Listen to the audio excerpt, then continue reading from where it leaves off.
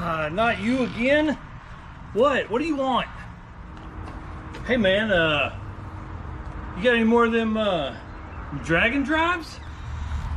Yeah, but this is the last time. Hang on, I'll be right back. All right, this is the last time. Got it? From now on, you order on dragondrive.com.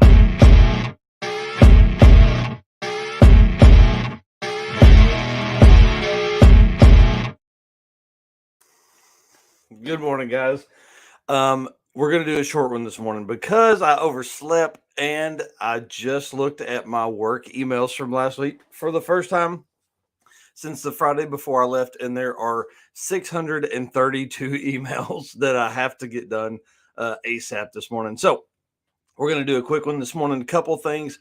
I spoke to Dave Teresi last night for an hour. Love that dude. Was on the phone with him. Tons of great comments, tons of great constructive criticism that we can help with for Midwest Drags. Now, I'm not saying I'm part of the team, but I would definitely love to gather some info for Hyde and them.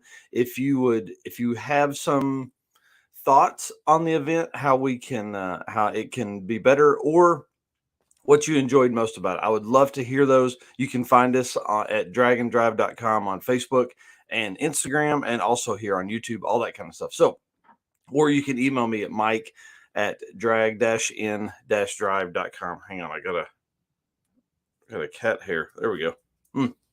It's right in the bottom of my eyeball. So good morning, daily dose of Drag and Drive number 44, guys. We're going daily between now and the end of Rocky Mountain Race Week. I can't believe Race Week starts this Saturday. They're doing a big pre-party on Friday night. I really wish I could make the trip to Great Bend, but there's just absolutely no way. Spent a ton of time with my family yesterday. It was good to be back. I got some weed eating and mowing and time spent with them back. So that was good. And we're just going to do that all week. I am going to spend a little bit of time in the shop getting my old truck ready for some updates. I hope to be able to maybe take it on 2.0 as my media car, because we're obviously bringing the MG to race for that one. So here we go. Dave Teresi, spoke to him last night for a long time. He has some really good ideas. There are already some changes in the works for the SME class, which is a big plus. I've heard that it is true that they are going to break out and do 10.0, 11.0, and 12.0 index for SME for 2023. So that's exciting. I also think opening it up for the times there will help us get more folks in. And obviously, we're going to work through some of the stuff that, with your contributions on what you think we can help with, and what we did right. We definitely want to hear those as well for the 12-second guys. The one thing about it is I had a ton of fun talking to everybody. And as I was driving home, and it's a 12-hour trip, took me a day and a half. As I was driving home, I was just thinking about how many people I talked to, but then also how many people I missed, right? So there are probably 50 recorded interviews that I'm going through. Right now, I'm still building out the intro for the video, and then I'll be able to just knock these things out like crazy. Intro, outro for the video, and then just plop the interview in the middle and then roll, right? So some of them do have audio struggles. So I'll be going through trying to fix some of that. If I can't fix it, I'm sorry, guys.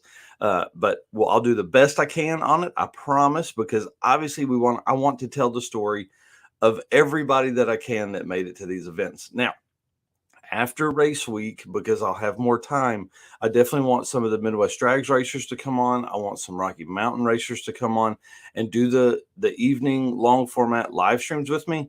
But I also want some folks to jump on in the mornings, 8 or 10 minute kind of stuff for the daily dose. I think is really good. Get everybody's day going, all that kind of stuff. Speaking of that, Jesse Fox with 3G Video is at Power Tour now and is headed to Rocky Mountain after that. Him and Jonathan Stonecipher will be the eyes on the ground. One of them will be jumping on each morning with us if they can.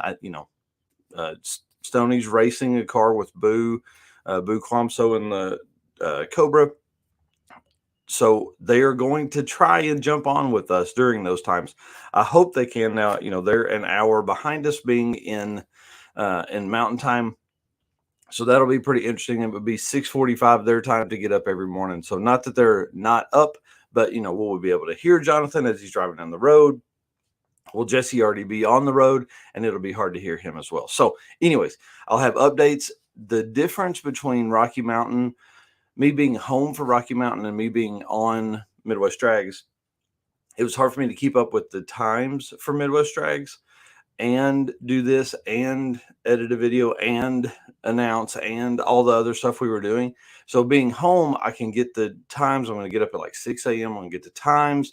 I'm going to be able to tell us where everybody kind of stands, who needs to run what, all that kind of stuff every morning. So I'm excited to be able to do that. That'll be the first time we have been able to do that. Because if you think about it, draganddrive.com and all of this stuff that I'm doing we've not been in the middle of an event like this, like we were with Carolina Drag Cruise.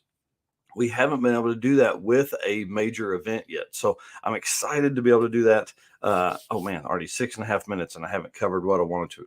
Let's jump to some comments real quick. Let's see who all's up this morning. We got Chris Cabe. Oh man, he treed Travis Wise this morning. Let's see what time Travis jumped in here. Oh, probably 10 seconds difference there. Danny, good morning, sir. Speed Mini, good morning. Let's see, Danny. I liked you looking for the elusive beer and tacos the other day. Yep. That's the plan. It's funny. I didn't drink any beer. I drank 4 beers on all of Midwest Drags. Ooh, this is scary. 82 days until Rocky Mountain 2.0. Here's the scary part of that. After 2.0, Drag Week is the last major event to get on any of the top 25, 10 through 14 second lists or the fastest 100. That's the only event left, except for regional stuff, which we have the King of the Open Road in October. Yeah, definitely need to let the slower cars in. There's so many cool builds that aren't fast. Yep. That skipped this event due to that rule. And here's the reality that Hyde realized during this event. There's a lot of guys, and Cole Reimars is a great example. So he comes out in a 16-second Grand Marquis, and every day they went faster. Okay. 16-year-old kid, him and his dad come out for the event. They'll go home and they'll spend money, hopefully with Summit Racing. They'll go home and spend money to make that car faster, and they'll come out next year. They may put a little nitrous on it. They may put a tune on it. They may put whatever on throttle body, things like that. But they may move through that and get, it's faster. Well, then next year, now it runs 14s, then it runs 13s, then it runs 12s, things like that. Well, guys that start typically in the 12s that get addicted to drag and drive, they'll come next year and run 10s. You guys know that. Y'all have lived it. So 10s and then 9s and then 8s and then, oh my gosh, what have we done here? So Danny says he likes night racing better, involves more spectators that way. Not everyone can take a day off. Here's what I will say about that. I love night racing a lot more, like on 2.0, simply because it gives you something you're looking forward to all day, to thrash, to beat on your stuff, all that kind of stuff. You've just got to make it to the track, right? Racing in the mornings, you literally expend a ton of adrenaline at the track. You get in the car and you drive 6 hours, no matter if it's a 150-mile trip or a 300-mile trip. It's 6 to 8 to 10 hours worth of driving. So you do all of that driving, and then you're stopped for the night, close to the next track, hopefully. And then you get up the next morning and race again. I prefer the night racing just because, like you say, Danny, it does allow for more spectators, but it also, it's cooler at night. The track is typically better. Things don't fall off in the heat of the day. So, yeah, you can definitely tell I got more sleep. I got another 8 hours last night, and it was definitely needed. Good morning, Duck Hunter TV. Oh man, Brian Lum is still thrashing to get ready on the. Still thrashing to get ready for Rocky Mountain. Dude, you better get to work. This better be on in the background. You better be out there working right now. Travis. Well, and so again, we're live on 3 different. So we're on the Dragon Drive Racers page, we're on dragondrive.com Facebook, and we're on Dragon Drive YouTube. So however it goes. All right, let's see.